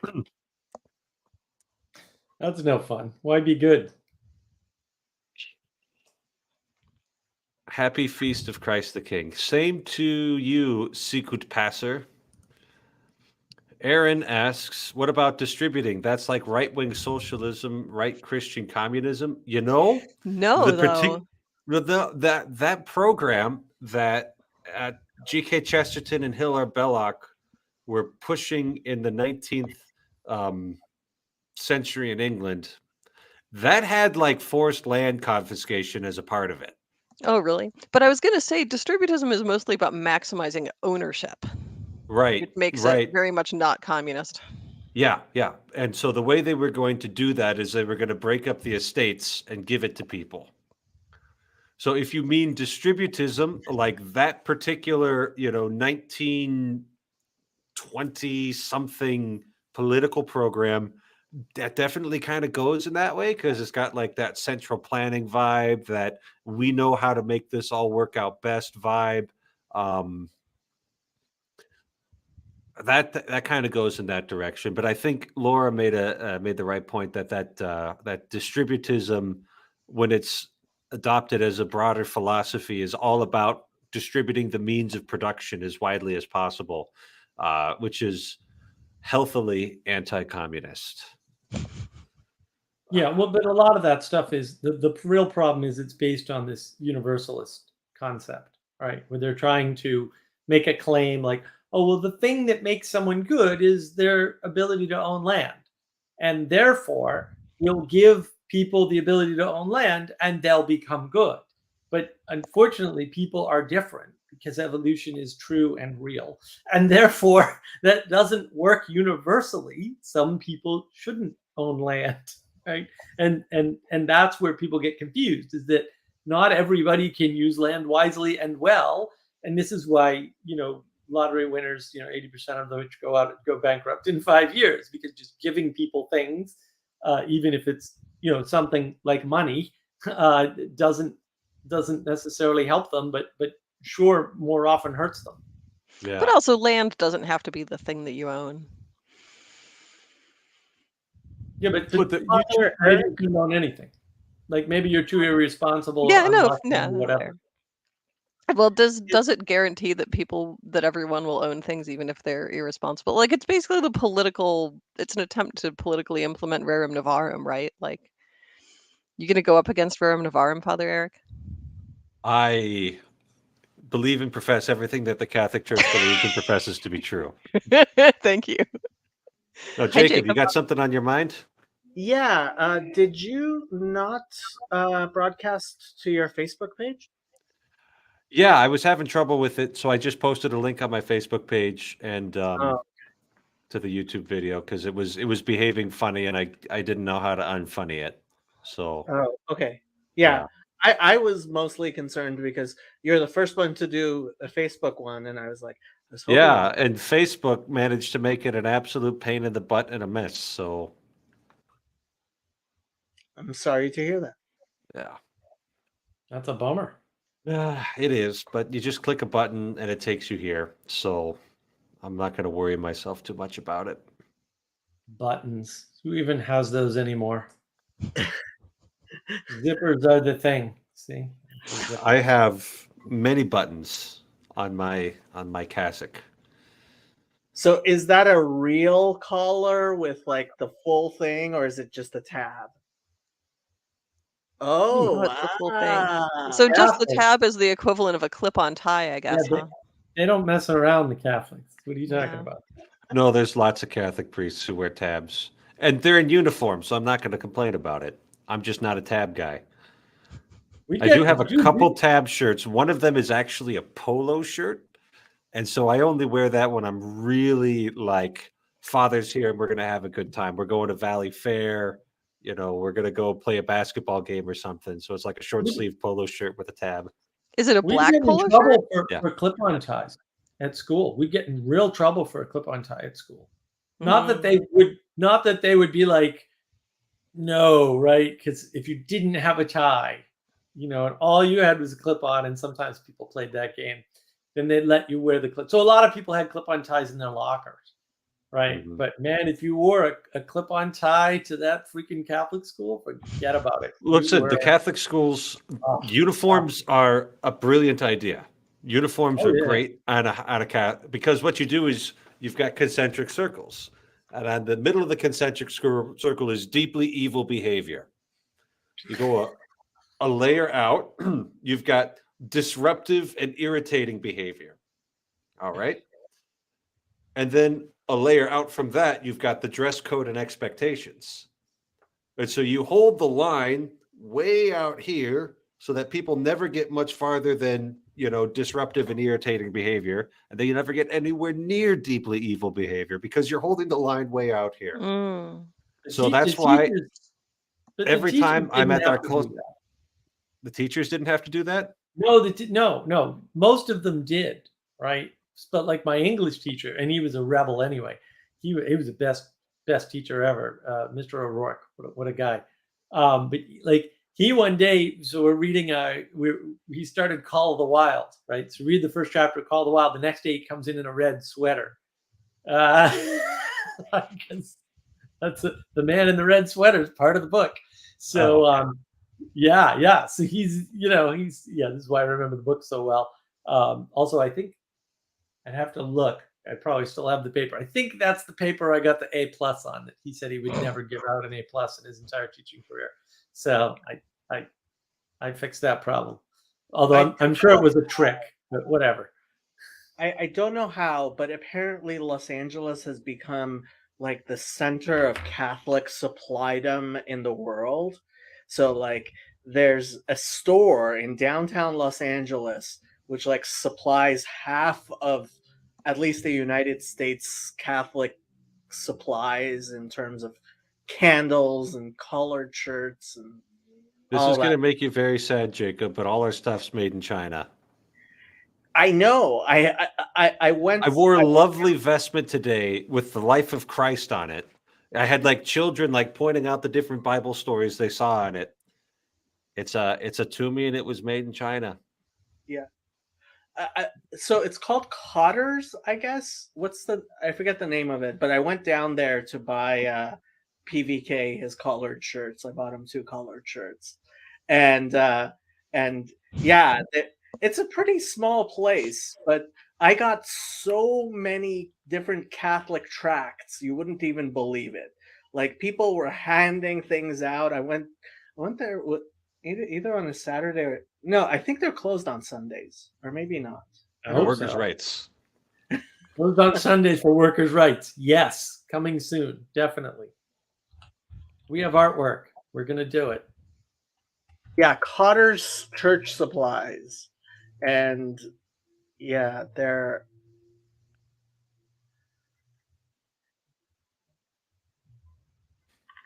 So, Father Eric, when was the last time that you wore a color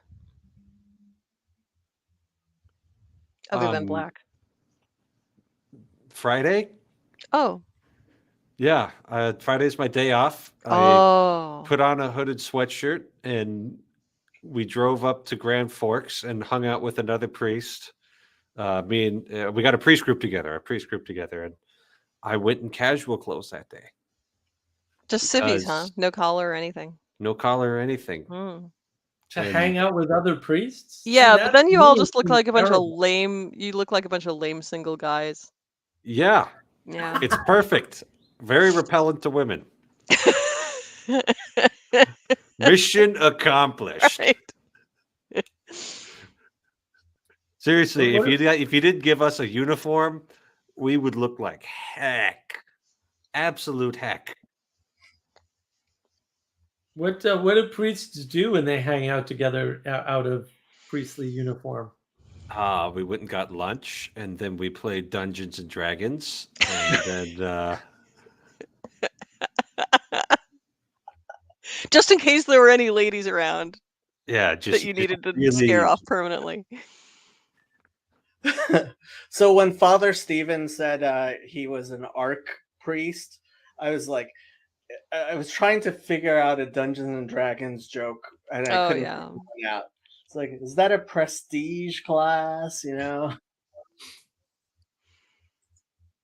yeah. So anyway, it was a good day. The roads were clear. Driving up there wasn't all that stressful. I had a gourmet grilled cheese sandwich for lunch. And you're looking for archpriest, Jacob, not archpriest. Not shoots lightnings from his hands. Maybe the Orthodox can do that. I don't know. I wouldn't be Catholics can't. totally surprised if Father Stephen shot lightning from his hands. Yeah, right. I feel That's like that human character. wouldn't be enough of a shock to Yeah, even yeah. like elicit a response. But yeah, okay, whatever. He's an ark priest. He's one of the Levites tasked with carrying the Ark of the Covenant. Oh. Yes, that's definitely correct. That's exactly what was intended. I was surprised. So today I went to an Eastern Orthodox, Western Rite Eastern Orthodox, and after services, the priest was wearing a cardinal's cassock, like with the red trim. Huh. It's like- How about that? Yeah. Was it like ex-Anglicans? No, they're Yeah. Western Rite So and is this Dawkins. place that is that the place where Richard goes? Yeah. So they are actually former Anglicans. Oh, okay. Like they became Western Rite Orthodox in like 20 years ago or something. Yeah, it's like being part of the Anglican Ordinariate in the Catholic Church, I would suppose, right? Yeah, except it was really funny. Richard was saying they do the Divine Liturgy of Saint Gregory the Great, and I'm like, yeah, that's the traditional Latin Mass, which I think Oh. is a great name for it, the Divine Liturgy of Saint Gregory the Great. I'm all for naming it that way. So what was the liturgy like, Jacob? Was it like the Latin Mass, or was it more like an Anglican service? Hell if I know. Okay, Well, was it in let's Latin? start. It's all was it Hebrew to Latin? him. No, it was not in Okay. Latin. Although there was a lot of Latin all over the church. Okay, which way was the priest facing? He was facing away. Yeah, he was facing the correct way. Did he genuflect a lot? No. I need to get my hand on whatever book they're using there. I need to see what they're doing. It's Yeah. another stinking book for me to read. Were there altar boys? And if so, were they Yes. important? Did they seem to have a lot to do? Yes, and they appear to be his sons. So he introduced me to one of them, who's his 7th and youngest son. Oh, that's sweet. Yeah. And they were only boys, right? Yes, only boys. And there was an old man who was like sitting up. I was wondering if it was like an old priest or something who was sitting up there, because he had a cane and he couldn't like. So but he was sitting up front. So yeah, Did they live stream their services at all? I think they do. And so the interesting part was, so people walk up and they kneel on these kneeling things to get communion on the tongue. At the altar rail.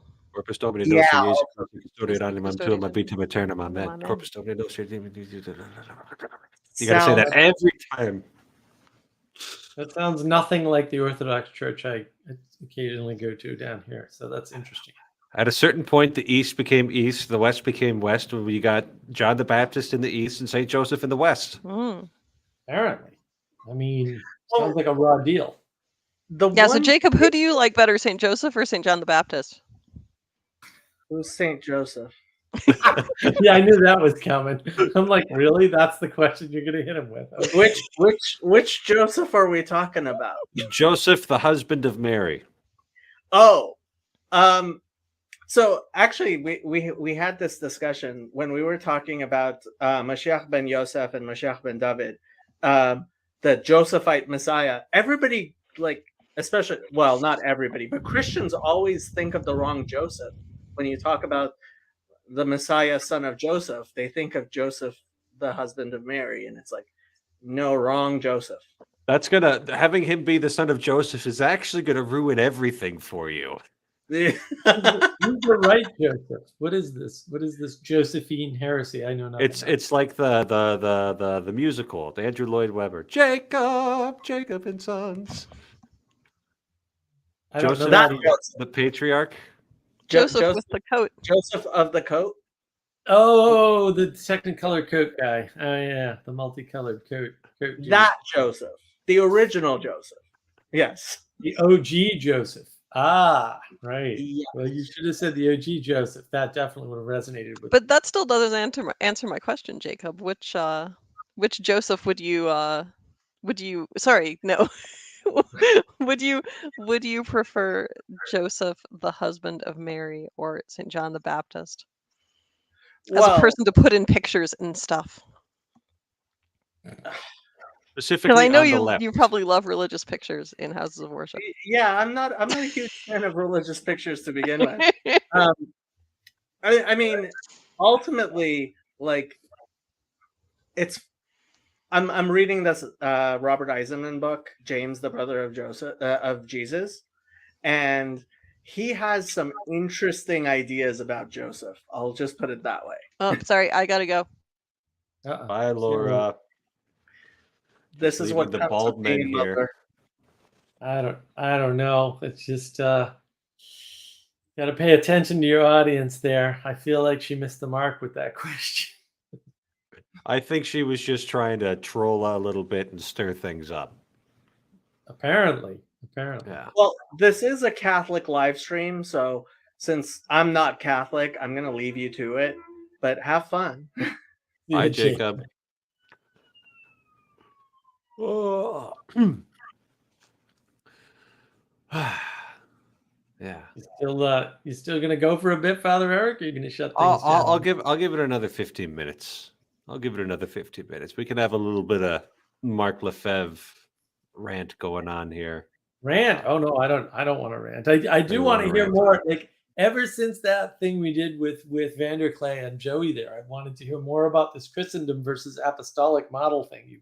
You dropped at the end just to torture us all. Yeah. Well, I might have the book around here somewhere. So basically, you go 3 hours west of where I'm at, Bismarck, North Dakota. You got the University of Mary there. And you've got a priest I really admire, Father Monsignor Shea, and he's trying to figure out the world, the church, all of that business. He's just trying to be a good priest, and he just reflects on what Catholics do that aren't working, and it's mostly, well, we're just doing what we've always done, right? And the thing is that we've got all these institutions and all of this machinery built up, ways of participation, perspectives, and all of that is accustomed to, you can have Bernard of Siena roll into town, and as long as he's an eloquent speaker, he's going to get 30% of those people at least to go to confession, right? He's like a 14th century saint, 14th, 15th century saint. So he just rolls in there. He does a mission. He's a great speaker. He gets people all fired up, and then people start going back to confession and start going back to Sunday Mass, right? It was a tried and true sort of thing, and that just doesn't work anymore, Right. And so we have to accept that. It's sort of like we have a lot of dead body right now. People who, they've been sacramentalized, they're baptized, and got their first communion and everything. That they've never actually been properly invited to participate, and they don't know what participating in the church is. Right. They're materialists. Yes. Right. Yes. And they they don't know why it's important. They don't see how it could be important. And the ways we have of speaking and doing things are not effective, basically, because it's effective. Like all the stuff we came up with, in Christendom was super effective with people who already had participation within Christendom, and then sending out missionaries, people who are already participating in a non, but we don't know what to do about people who aren't participating in anything. Basically, I'm turning this into a little unspoken jargon, the jargon of our tribe here. Right. But he's got different ways of talking about it because he's trying to speak it in Catholic language. But it's basically, what do we do with people who aren't participating well? How do we fix that? Yeah. Well, then I think that's part of the struggle. We'll say he was talking, or have been talking about all along. But part of the struggle I was talking about earlier today, in fact, right? There's a way in which there's two separate messages that need to be sent out using two separate types of language. Maybe there's more than two, but we'll just say two for ease of understanding. Right. One is to the people who are either in the faith or of the faith, or understand the conceptual framework of the faith, whether that's traumatized Catholics or traumatized Protestants or whatever. But that's fundamentally different from the Vervaeke NONESs. Right? That's a whole different thing. Oh, so on Right, one because- side we've got people who understand, let's say, the dogmas, even if they don't like them and reject them, versus Vervaeke NONESs.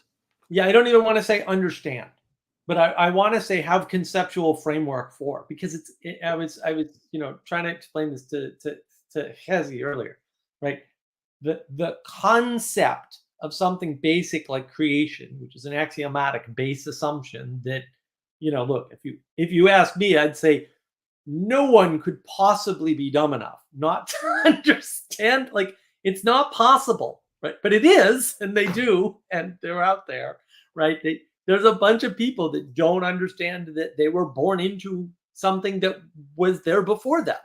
And it's very clear when you start, once you open your mind to the possibility, you can just hear them talk that way all over the place. I would even include Peterson in this, right? But I mean, Sam Harris talks that way all the time, right? The world begins for Sam Harris when Sam Harris personally became conscious, not when he was born, not when he was 5, when he became conscious, whenever that is in his head, for whatever thing he's talking about, because consciousness is probably built up over time, right? But whatever that is for him, that is how he talks about things. So there's a framework there, whether you can articulate it or not, whether or not you understand it, you at least, it's available to you. Those concepts are there.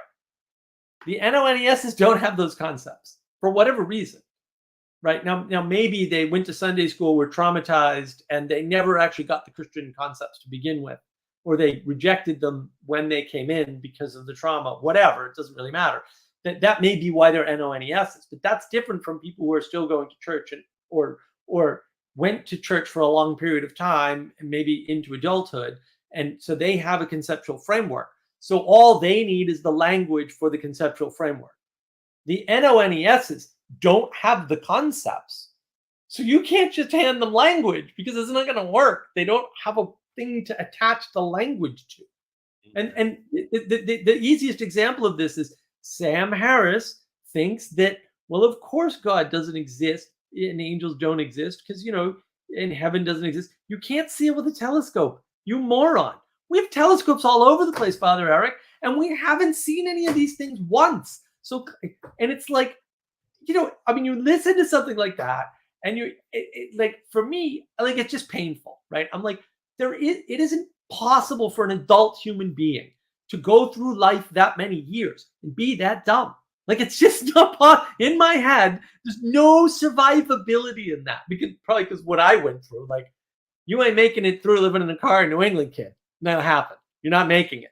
You're on the wrong side of Darwin. You're done. You're on the wrong side of the whole survival of the fittest equation. But instead, he grew up 2 houses down from Ben Shapiro. So right, or 6 blocks away or whatever it was, but real close, real close. Right, they could have been playmates. It wasn't that far away.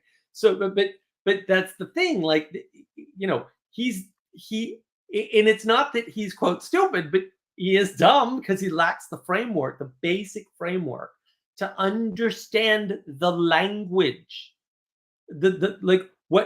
You could never have a discussion of what is God with him because he doesn't have the concept behind something non-materialistic. In other words, none of his concepts are non-materialistic in nature, and that's why there's no free will, and it's all predetermined. You need that to deal with. This is why I give him credit for being the one out of all of them to deal with creation seriously, because that is a solution. It's a dumb solution. Again, it's just stupid, right? It's a stupid solution to creation, but it is a solution to creation. Unlike these other people, like Vervaeke doesn't have a solution to creation, just ignores it, pretends it doesn't exist all the time. now Right, here's and- something that maybe. So I think of my being cured from materialism in seminary. I think I've told you this story before. Yes. I had all of these materialist beliefs that built into me that I didn't want because they're dumb, and I didn't know how to deal with that.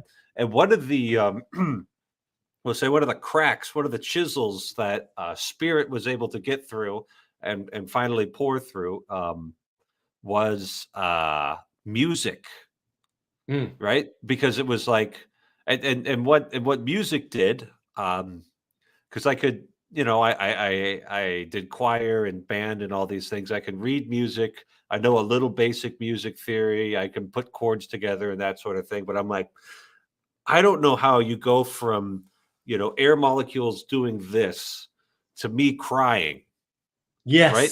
Like that's Yeah. that's a jump right there, because I'm not much for crying. I don't cry a whole lot, but man, when we get to the end of Supper's Ready by Genesis, I got the waterworks going every time. How is that possible?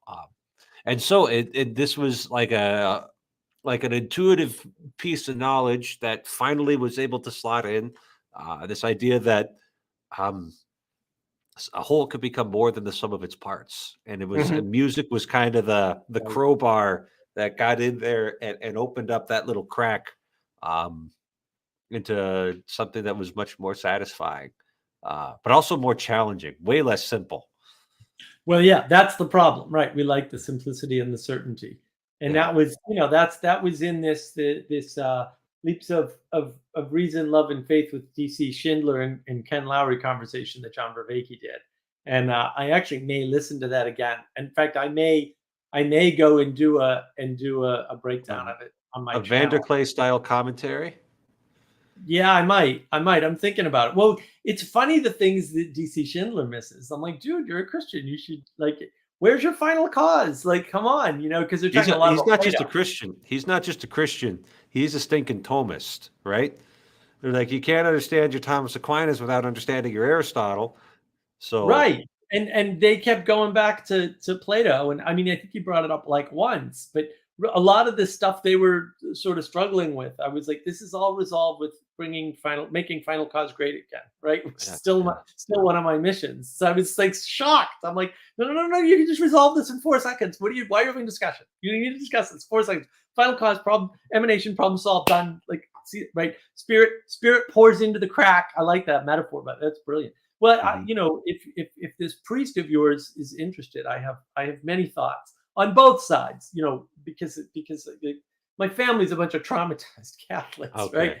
And then I've got the NONES covered too, right? So always happy to help there, because I think that is important, because I think to some extent, I mean, if I were going to make a critique, and we all know how I would never ever do such a thing, I would say the church not spreading joy on Twitter is part of the problem. And interestingly, the Orthodox are there spreading joy on Twitter, and they have been for a while, right? They're showing mosaics and old artwork, and I love all of it, right? I click the button on all of that because I want more of that on Twitter, right? And then I've got my flowers that I post, right? And whatever other pretty things I see. And the occasional advertisement for my channel, Navigating Patterns, but very occasional. I don't post every video by any means or anything, right? But yeah, spreading that joy I think is important. And if the church isn't spreading the joy, well, who better to spread the joy than the churches? Like, I think that would be like job number one in the world. But yeah, I have heard from multiple people, Catholic, Protestant, of all sorts of persuasions, that Christian Twitter is toxic or garbage dumpster fire. That's what I heard. I don't know. My Twitter feed is so well curated because, of course, I actually do know how those algorithms work. Like, I could write all of them. They're not that brilliant. Like, they're not. Yeah, some of those guys are pretty smart, but they're not that smart. It's not that much magic. We'll say. A lot of the stuff's published too, so you can just look it up. So I know how these things work, but that's the that's yeah. Look, I mean, you can make all these streams work to your advantage. It takes a lot longer on Facebook, but you can manipulate all these algorithms yourself, and once you do, those things become beautiful places. And I'd like to see more than just the Orthodox, pointing out joy and beauty and artwork on Twitter and Facebook and everything else. I think that's actually really important, because if y'all don't colonize these things, then the thing that will is less likely to be towards the good. Y'all meaning the Catholic Church? Yeah, y'all Christians, y'all churchy people, y'all churchy people. Okay, I just want to make sure we're getting the right reference to our southern our southern pronouns. They know. Second They person know. pronoun. They know y'all. It's just you Northerners that don't understand it. Well, I understand that it's a second person plural pronoun, which I think we need. It's that the again. plural of you. It fixes the English language. I know. I get that. I Yeah, get that. Right. right. But it's still a pronoun. You have to know what it's pointing at. I wasn't sure what it was pointing at. I lived in South Carolina for 5 religious years, folks. Mark. Don't forget that. Y'all religious folks. That's what it's pointing at. Y'all churchy people. Yeah. Y'all you churchy people. Yeah. Of all churches, Muslim churches, synagogue churches, all kinds of churchy things. Whatever. They're all the same to me. Synagogue churches. Oh my gosh, that's beautiful. That's beautiful right there. Oh my goodness. Well, I've had my butt in the seat for 2 hours. And everybody go check out Mark's YouTube channel. He just Navigating Patterns, his latest on the media, I thought was interesting. Not the direction I thought you were going to go. The direction I thought you were going to go was the stuff I posted in your comments. But yeah. Maybe I'll do another one. Maybe I'll do another one on that whole thing. I'd have to do a little bit of research on that. Okay. But I could stun you all with because that's a much dirtier issue than the one I covered. Let me tell you, I went light on y'all, but man, that thing that you brought up in the comments, that is a rat's nest of you'd have no idea. If you knew what I knew about that, and I'd still have to do some research, you would, you'd flip out. You couldn't handle it mentally. It would be too much. Just a reminder to everyone, we will be doing this next Sunday at 7:30 Central. And remember that this is a no anime zone. And you have to be a human being if you want to participate. So take care. God bless. God bless, Father. Thank you.